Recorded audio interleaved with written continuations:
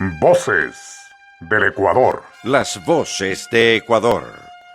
Somos de una generación de oro, camada de voces genuinas y clásicas que traspasaron el nuevo siglo.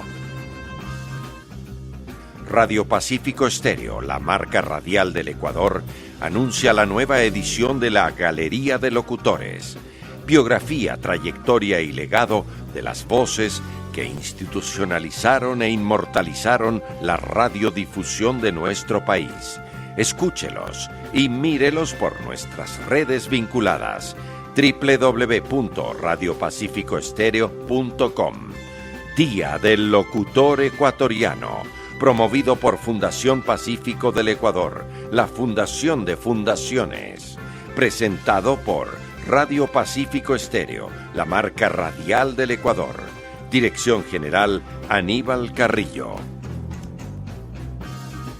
El saludo correspondiente para nuestra audiencia que a lo largo de este mes ha estado siguiendo las diferentes entrevistas que hemos planteado, hemos compartido de voces de diferentes partes. Este año hemos llegado a provincias de diferentes regiones. Hemos estado con Loja, hemos estado con el Azuay y también con el Oriente. Ahora retornamos precisamente a la capital ecuatoriana. En la capital ecuatoriana existen diferentes trayectorias, diferentes voces, procesos que merecen el que se comparta, se difunda. Roberto Álvarez. Un gusto, Roberto. Bienvenido a esta galería en este año. ¿Qué dice, mi querido Aníbal? Mandarte un abrazo grande. Gracias por tomarme en cuenta y siempre es grato hablar de la radio, señor. Adelante. Bueno, tú sí tenías conocimiento de esta celebración, de esta fecha, lo has puesto en práctica, lo has resaltado en tus espacios, en tus diferentes medios de comunicación. Sin duda, sin duda. Celebrar evidentemente a la radio y a los que trabajamos en la radio siempre es grato, a los que somos apasionados de lo que a Dios gracias podemos hacer y nos gusta, ¿no? La radio, la comunicación. Ahora, en alguna oportunidad hace muchos años, gentilmente también nos diste una entrevista, entonces ahí supimos, compartimos, informamos tus comienzos, tus inicios. En esta vez me gustaría plantear dos aspectos puntuales sobre Dígame, el señor. proceso, la evolución en sí de la radio, de los aparatos con que te encontraste y luego cómo fueron cambiando hasta llegar ahora a la tecnología, incluso la tecnología de la inteligencia artificial. Por ejemplo, cuando tú ingresaste en tus inicios, ¿qué aparatos estaban? ¿Discos de 78 revoluciones acaso? ¿O las cintas? Hablemos de esa etapa, de ese proceso, de esa evolución, querido Roberto. Esa es la etapa, querido Aníbal, cuando yo tenía 14 años. Yo comencé cuando entré a radio, como alguna vez hablamos, cuando tenía 14 años en esto. Y claro, estamos hablando de la década de los 80 y la radio como tal ya tenía discos de 33 revoluciones y 75 revoluciones. O sea, ¿te acuerdas del long play que ahora se llama Ujú. EP? Antes era el LP. Y claro, nos encontramos con el disco de esa de ese tamaño y también de tamaño pequeño. La radio era mágica en ese entonces, era una radio análoga, ¿no? Una radio llena de equipos convencionales con cassettes o cartuchos, debes acordarte, donde se reproducían los comerciales, no como ahora que reproduces a través de sistemas de computación que te permiten automáticamente hacer mil y un cosas. Era el ser humano el que tenía cintas, tenías discos, tenías cartuchos, tenías cassettes. Esa era la fuente de inspiración y una discoteca, acordémonos, de discos que bien tranquilamente podías tener dos cuartos enteros, ¿no? ¿Participaste tú de lo que es la edición de cintas en donde normalmente en ese Claro. entonces cortaban para empatar, para Eso, eso evitar? era, eso era, y debes acordarte, Aníbal, eso era como entrar en cirugía a los médicos, ¿ah? Tenías una técnica realmente especial, Yo he que oído. era con un bisturí y unías las palabras. Yo, en mis primeros años, en la primera etapa de mi vida, yo me dediqué a producir programas de radio también y a hacer comerciales. Y claro, en ese tiempo la edición tú lo hacías cortando con un estilete la palabra o lo que estaba dañado para empalmarle en este caso, y lo hacíamos tan bien que mira tú que no quedaba ningún rezago, y esa era la edición de audio, cuando se equivocaba el locutor o se dañaba una cinta. Cuando tú grababas en cinta y se dañaba, tenías que empalmarle. Eso era como una cirugía. Todo eso, esa época ya pasó. Tenías que tener una agilidad en los dedos extraordinaria. Luego viene el cartucho. ¿Cuáles eran las características o el sistema de ese cartucho? El cartucho era mucho más, a ver, el cartucho llegó en la década de los 70 a la radio como tal, y lo que hizo es darle la oportunidad de diferenciar, porque antes mandabas o los comerciales en disco, debes acordarte que habían discos de acetato con comerciales y la gente le ponía el locutor de turno, el Incluso operador de las turno, mismas identificaciones de las radios eran... todo en Ujú. disco, en disco. Entonces, el cartucho, en suma, era una cinta chiquita, una cinta pequeña que duraba no más allá de 30 segundos, un minuto, a lo mucho, dependiendo de la utilidad que tú le das. Y ahí grababas, había una máquina grande en la cual, mediante un sistema de sonido, pues arrancaba, tú le ponías start y se apagaba. Entonces ahí tenías lo que podríamos llamarlo el inicio de la automatización separada de la cinta de la radiodifusión, tomando en cuenta, Aníbal, que ya más o menos para la década de los 70, en el 78, 79, tú ya tenías las grandes cintas que automatizabas las emisoras de radio, pero a través de contadores de reloj. Tú le ponías a esos, acuérdate, esos muebles enormes, grandes que tenían las radios, llenas de cintas, y había un contador por hora. Entonces encendía un mueble de tal hora a tal hora, el otro mueble de tal hora a tal hora. Y ahí en esas cintas se grababan puchicas, 2, 3 horas, dependiendo de la pulgada, la velocidad de la pulgada de la cinta, 3, 4 horas de programación. Y eso eran los primeros inicios también de lo que con el tiempo, ya en la década de los 90, serían los automatizadores de radio. Incluso ya empresas o radios prácticamente incrementaron lo que es el departamento de continuidad para precisamente Claro, darle valor a la difusión de las cintas, ¿no? Ahora, después de claro. las cintas y los cartuchos, vamos avanzando, estimado Roberto. Cintas, cartuchos, luego entró ya el CD, entró O ya a el finales DAT. de los 80 del CD, llegó el mini disc también, que era la versión pequeña del CD, y la computadora, todo llegó a la mano. O sea, todo llegó a la par. Acuérdate que ya en los 80 ya había computador, pero el audio se lo guardaba en unos disquetes.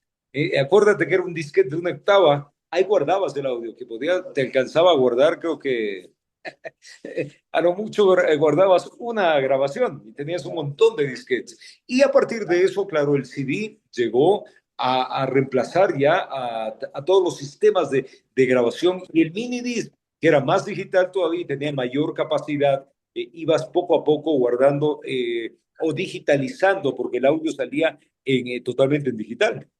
Me parece que recuerdo que en tu emisora donde dirigías, creo En que efecto, para promocionar o inducir el uso del CD o la existencia del CD, crearon un segmento, el disco láser o la canción láser.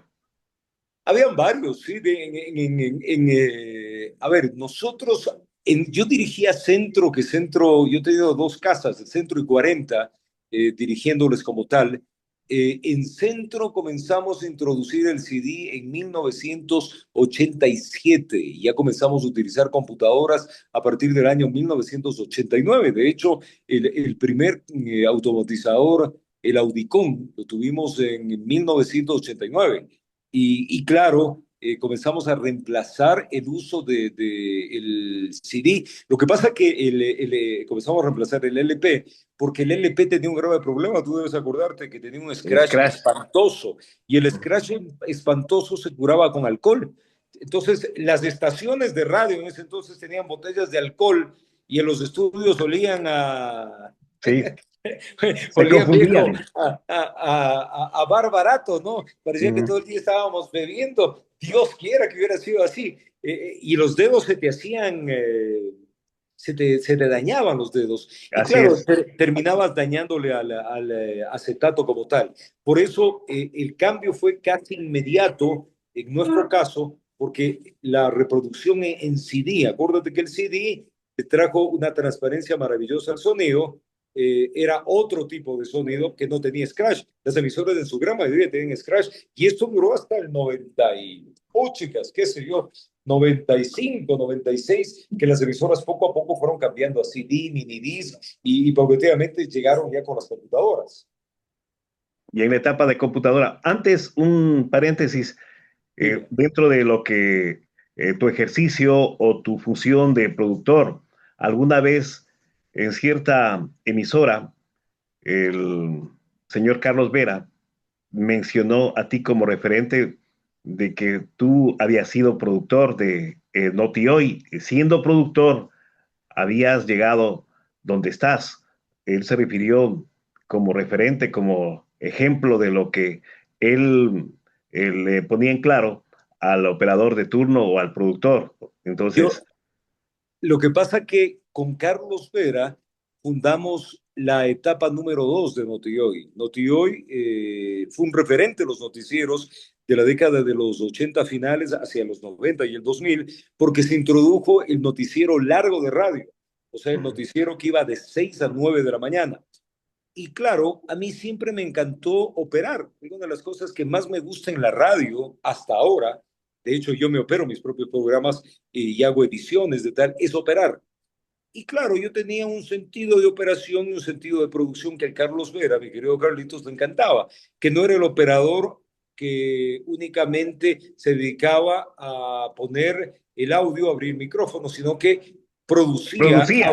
auditivamente el noticiero, porque los noticieros tenían que tener, así como él hablaba de su impacto noticioso en su momento, tenía que estar acompañado de cortinas, efectos, identificaciones, y el piloto del aire es el operador, pues. Él es el que comanda qué sale, cómo, qué no Si cabe el sale. término, el genio. Exacto, hasta cómo el operador, el locutor se luce. Entonces, claro, yo estuve con Carlos en esa etapa primera de Noti Hoy, de esa segunda etapa que me encantó, y a Carlos le encantaba porque yo era un operador muy ágil, muy rápido. Además que como estaba conectado con él, un poco ya le veía lo que quería y ya estaba al aire. Pero también creo que después, no sé en qué etapa lo ubicas o la continuidad, cuando con Marcelo Hernández, Marco Vargas. Con Marcelo, con Marco, bueno, esa etapa yo ya no estaba ni operando ni produciendo noticias, sino que estaba ya hecho cargo de la dirección general de los medios. Y claro, con Marcelo, mi querido Marcelito, una divinidad. Marcelo lo traje a centro en la década de los 90 para que haga el programa de la mañana. Marco era la voz de Notihoy y luego Marcelo también se incorporó a Notihoy. Esa dupla entre el Marcelo Hernández y el Marco Vargas era pero extraordinaria, ¿no? Aparte, Marco era una máquina haciendo noticias, una máquina, sí, realmente. Y Marcelo no se quedaba atrás, pero Y entrevistadores eh, como Andrés Carrión, Mariana varios, Velasco. claro, varios, Época, Martín. época, ¿no? En una Bueno, época brutal, realmente Mariana, el Andrés, varios, o sea, incluso hasta el actual asambleísta, el hijo el hijo, el hermano de Lazo, también estuvo en Notigoy, estuvo Eduardo Califé. Fue una selección, pero extraordinaria la que tuvo Notigoy, con periodistas realmente de mucha valía. Me quedan un montón de nombres, porque hay un montón de periodistas ya de la vieja escuela que hicieron Notigoy y que uno aprendió un montón, no crees que no. Esa universidad también es válida gracias a la radio.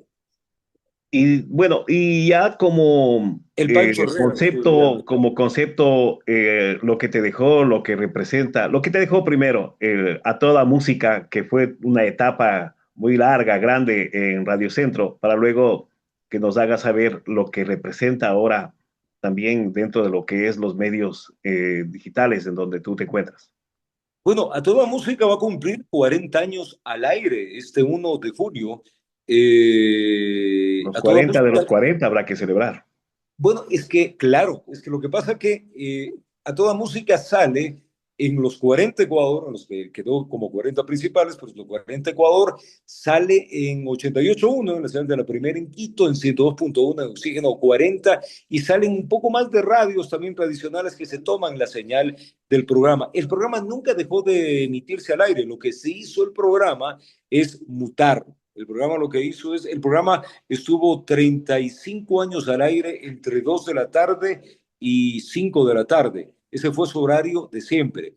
Cuando se replanteó, cuando salimos de centro, el programa se replanteó para un horario donde la radio tradicional pueda tener sintonía, que es en vehículos circulando, porque ya la parte digital, la parte de redes, ya comenzaba a quitarle terreno mucho a la radio tradicional, pero donde no le quita terreno es en vehículos circulando. Entonces, el programa comenzó entre las 5 y 7 de la noche y luego se bajó a 4:30 y 7 de la noche. Y en ese horario se ha mantenido sus últimos 5 años al aire. Y este 1 de julio cumple 40 años. Y a lo largo de esto fue emitiéndose primero en 88.1, luego ya cuando fue creciendo los 40 de la parte digital, se emitió en los 40 y he ido coleccionando una serie de emisoras que nos hacen el favor de transmitir el programa. ¿Qué me ha dejado toda música?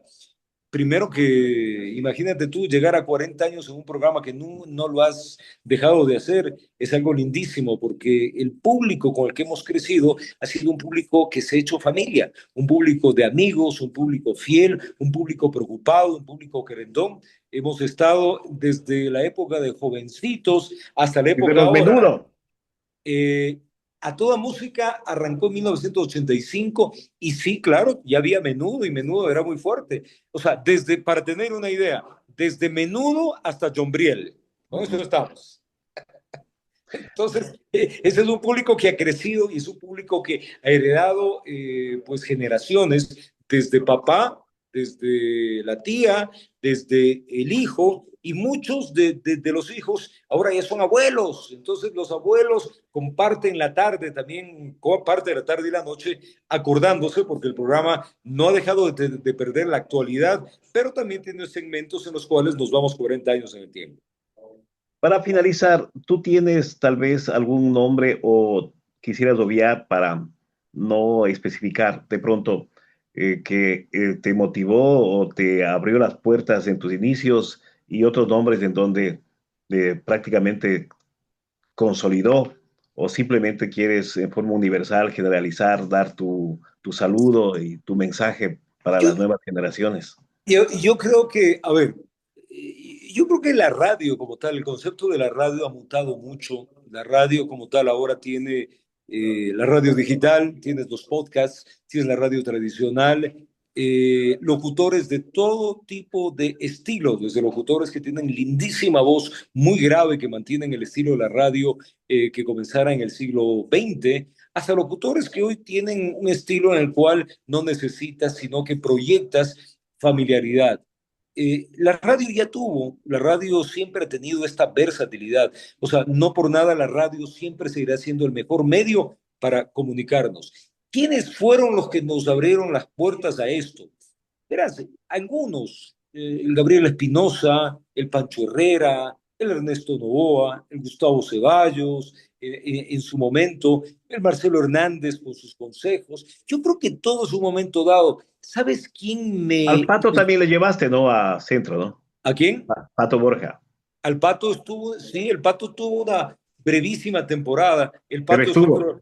es otro de los referentes de la radio, el Pato sin duda. El Pato, yo lo escuchaba al Pato, imagínate cuando estaba en el colegio, creo que estaba en un cuarto o quinto curso, y el Pato ya era una figura de la radio, ya era una figura de la radio.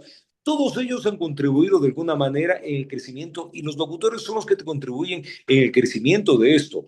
¿Sabes con quién llega a ser una linda amistad a pesar de la diferencia de años? Con Guillermo Jacome. Guillermo fue el papá de todos los DJs Así de es, así nuestra es. época. Y con Guillermo, a Guillermo le encantaba lo que hacíamos en la década de los 90 en Centro, y Guillermo se acercó un poco y nos hicimos grandes amigos, y con Guillermo que le encantaba el whiskacho, porque le gustaba el whisky, él venía de Ambato exclusivamente a charlar conmigo en el Hotel Colón, y tenemos largas charlas, te digo, nocturnas, hablando de la radio. Y Guillermo me formó muchísimo en los conceptos de la radio, de cómo la radio puede ir cambiando y no debe nunca ser un medio cuadrado. La radio como tal, en sus diferentes elementos, tiene que ser un medio que se mueve. El ejemplo, lo que sucede ahora, los medios que tienen sintonía son los medios que se mueven y rompen preceptos, que no se mantienen estáticos, que hacen cosas, que se transforman, que están ahí, pero que no pierden el espíritu de la radio. ¿Y qué es el espíritu de la radio, Aníbal? Sencillamente ser compañía, transmitir cosas. ¿Y cómo se siente el locutor actualmente siendo periodista y de presentador de televisión? Esa es una etapa simpaticísima. A ver, lo que pasa es que el periodista, esa es una de las etapas en la cual yo siempre dije, el periodismo político y comunitario es un tema distinto a lo que yo hago. Lo que pasa es que eso te llega con los años, la comunicación siempre hace que te lleguen con los años. Yo me siento muy bien, por eso yo no he dejado de hacer radio. O Todo sea, a su tiempo, ¿no? todo tiene su tiempo, pero yo no he dejado mi esencia. Mi esencia es lo que yo hice inicialmente, que era comunicarme con la gente a través de la música. A mí me encanta la música, pero el periodismo tiene una etapa que es maravillosa, que es el servicio. Si tú lo entiendes al periodismo como un servicio a la comunidad, lo entendiste bien, no como una plataforma política, sino más bien como un servicio hacia la gente, como ser portavoz y parte de sus problemas y tratar de conciliar para encontrar soluciones. Y me siento bien, o sea, la carrera de televisión mía, imagínate, si yo en radio tengo 42 años en radio, porque es lo que ya tengo, imagínate, ya es un montón de años, en general en radio, en televisión al aire, dando la careta, como se dice, en diferentes programas. Yo comencé al aire en televisión en los 90 dando la cara. Tengo 35 años de hacer televisión, entonces, claro, a los 35 años de esos, llevo haciendo noticias 13 años.